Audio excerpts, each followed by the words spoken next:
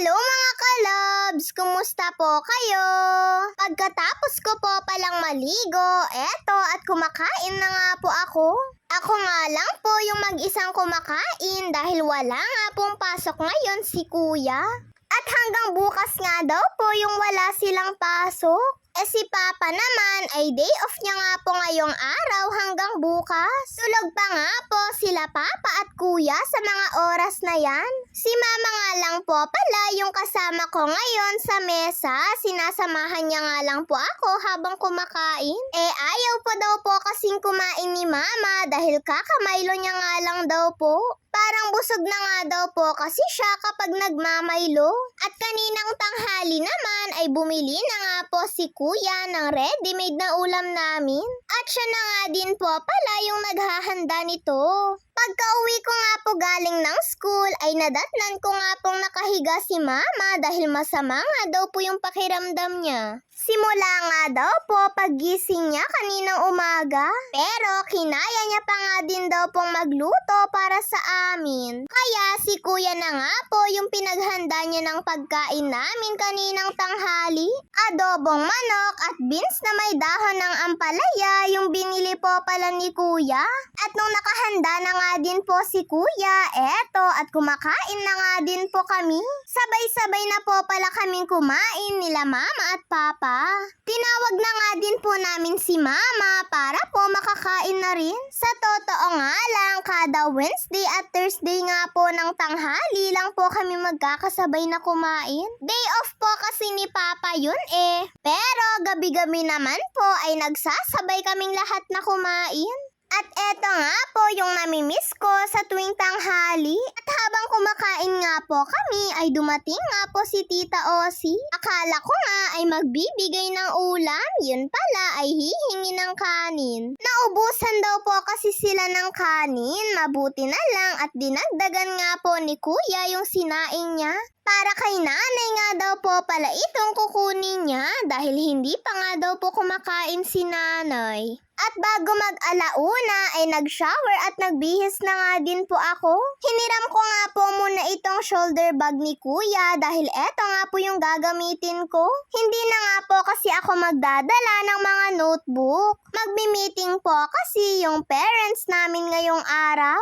At kami nga lang pong mga magpa-practice na estudyante yung pupunta sa school. Pero yung mga ibang kaklase ko nga po ay hindi na sila papasok. At si Papa po pala yung pupunta sa meeting ko dahil masakit pa nga daw po si Mama. Hiniram ko rin po pala muna etong alcohol ni Papa dahil dadalhin ko nga po ito sa school. Pero sabi niya nga ay may isa pa naman daw po siya dito sa bag at yun na nga lang daw po yung gagamitin ko. Si Papa na rin po pala yung magpapatawid sa amin. Maya-maya nga ay susunod din naman po si Papa sa school dahil 1:30 nga po yung meeting nila. Nauna na nga din po kami ng pinsan ko dahil may pasok nga din po siya ng alauna.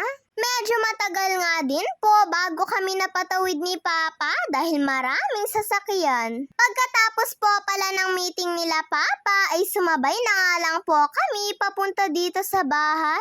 At kasama ko po pala yung tita ko na classmate ko.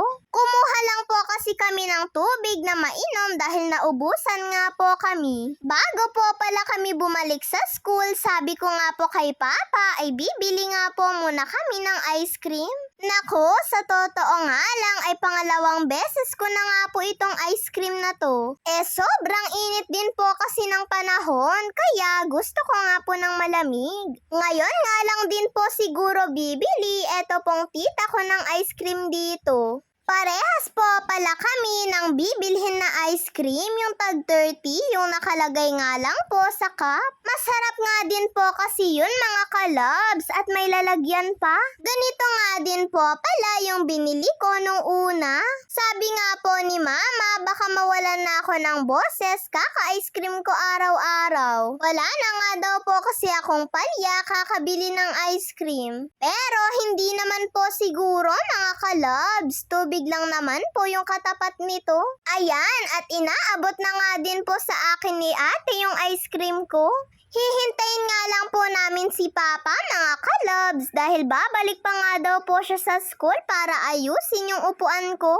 Saktong sasabay na nga lang din po ulit kami sa kanya pabalik ng school. At ayan, umuwi na nga din po kami dahil sabi nga po namin kay Papa ay kailangan na naming bumalik sa school. At nung pagkabalik nga po namin sa school ay kinain nga lang po muna namin ng tita ko yung ice cream namin dito sa labas. Sabi nga po ni Mama ay dapat inubos na nga lang daw po muna namin ito sa bahay. At pagkatapos po pala namin kumain ng ice cream ay pinuntahan na nga din po namin yung mga ibang kasama namin para makapag-practice na. Habang si Papa ay dumiretso na nga din po siya dito sa room para po maayos na rin yung upuan ko at mesa.